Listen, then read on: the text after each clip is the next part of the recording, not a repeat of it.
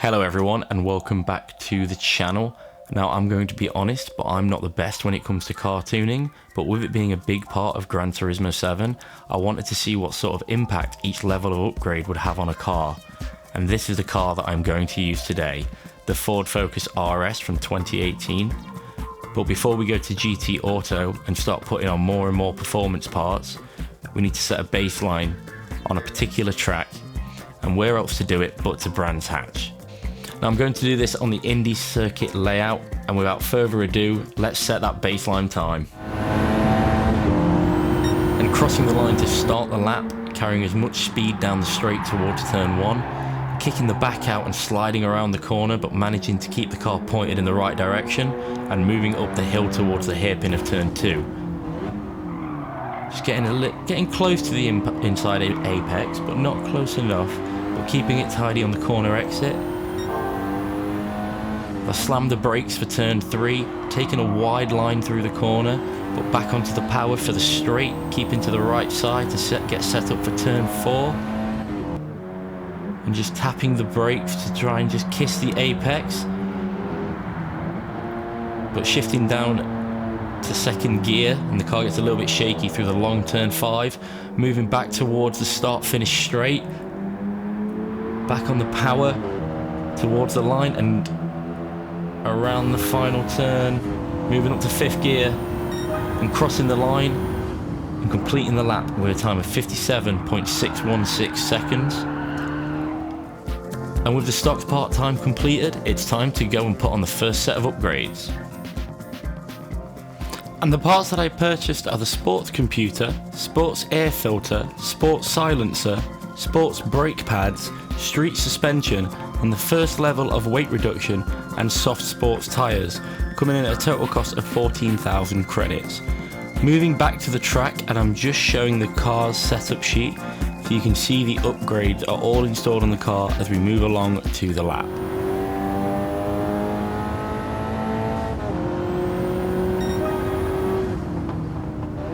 Braking earlier than I did on the previous lap, but that does allow me to take a little bit of a tidier line.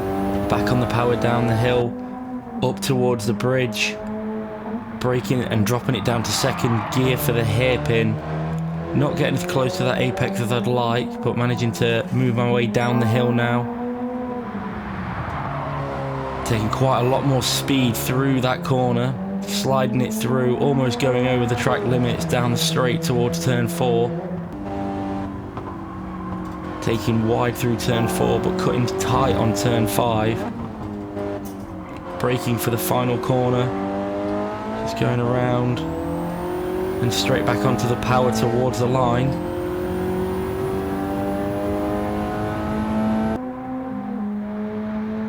And crossing the line with a time of 53.628 seconds, cutting a huge 4 seconds off the previous time.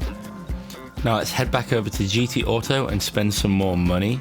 The parts that I added to the car was boring up the engine, adding a high lift camshaft, sports suspension, sports brake kit, sports clutch and flywheel, a one-way LSD, a two-way LSD, close ratio transmission low, a close ratio transmission high, the second level of weight reduction, a power restrictor, some ballast, all coming in at a total cost of 46,100 credits. And moving back to the track and looking at the car's sheet, I am using the two-way limited slip differential and the close ratio high transmission, but with all that out in the open, let's see the lap.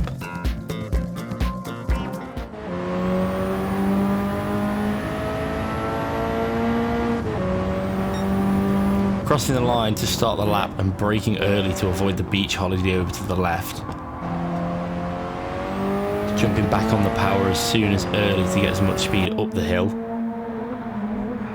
Braking but going quite deep into the hairpin, leaving me with a wide line heading back down the hill. Dropping it down to second for turn 3 and just trying to keep it on the driving line. As a sweep through turn 4, followed by turn 5, dropping it down to second for the final corner again, keeping it nice and tidy. And back on the power.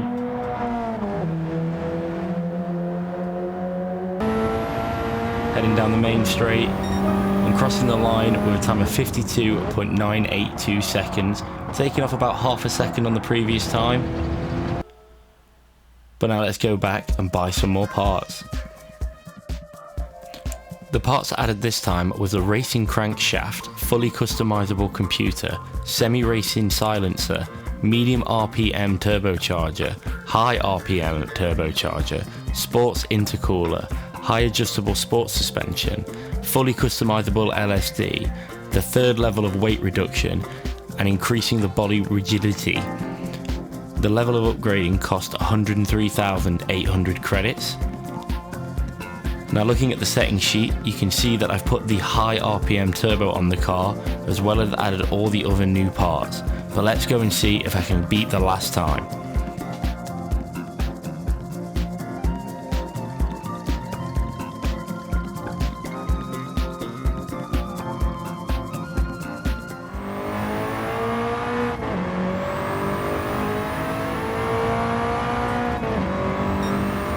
Starting the lap and the car gets a little bit shirty under braking, but I managed to keep it clean through turn 1. Power down towards the hairpin, braking, and getting closer to that apex as we head down towards turn 3. You can just hear the engine backfiring through it. Back on the power, heading down towards turn 4.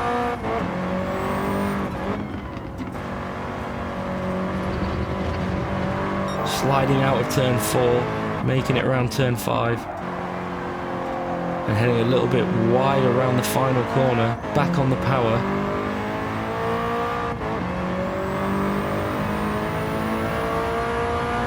Just trying to keep it steady as I cross the line with a time of 52.185 seconds, cutting off 0.7 seconds to the last lap. More parts, let's go!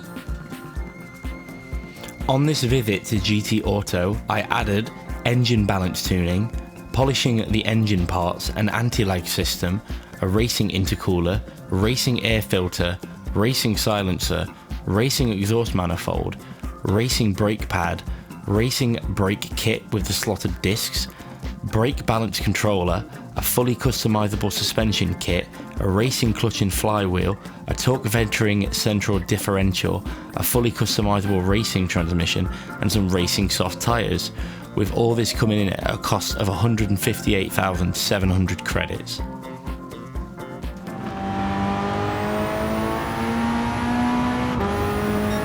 Crossing the line to start the lap, moving early to the inside line, and managing to keep it quite tight through turn 1, moving back to the outside and braking just as I hit the bridge before the hairpin. Still taking a rather wide line through there though. Almost lose the car under braking, but I managed to take it clean through turn 3, back on the power down the straight towards turn 4.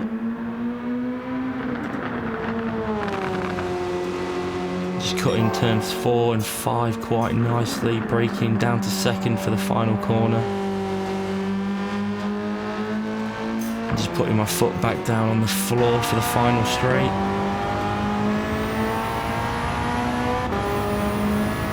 Crossing the line with a time of 49.586, meaning I've managed to cut off just over 2.5 seconds on the previous time.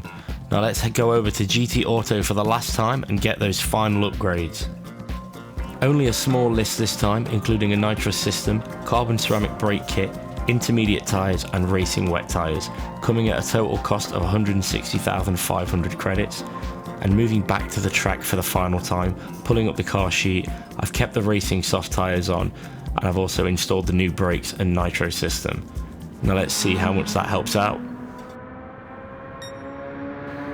Starting the fine lap and braking for turn 1. Managing to keep it nice and clean. Back on the power as early as possible to put the car up the hill. Keeping it clean through the hairpin also. And moving back down the hill. Braking 100 metres before turn 3, and keeping it clean also through there. Riding the curb on the exit though. Almost cut turn 4, rode the curve pretty well, led me into a nice line for turn 5 and sweeping through the final corner. Almost got a little bit wide, but giving me as much road as possible to get as much speed heading down towards the line. And crossing the line with a time of 49.313 seconds, and with that, I'm going on that beach holiday I spoke about earlier. Looking at the times, you can see clear improvements on each set of upgrade, starting out with a lap time of 57 seconds. After adding everything to the car, it allowed me to cut 8 seconds from that time. But what was the cost of all of that? Well, a whopping 483,100 credits. But I guess only you can decide if you think it's worth it or not. And that is it for this video. Thank you so much for watching. Why not let me know what you thought in the comments, or tell me what other cars you want to see if I do any more of these. Please like and subscribe if you enjoyed. I hope you're all doing well, and I will see you in the next one.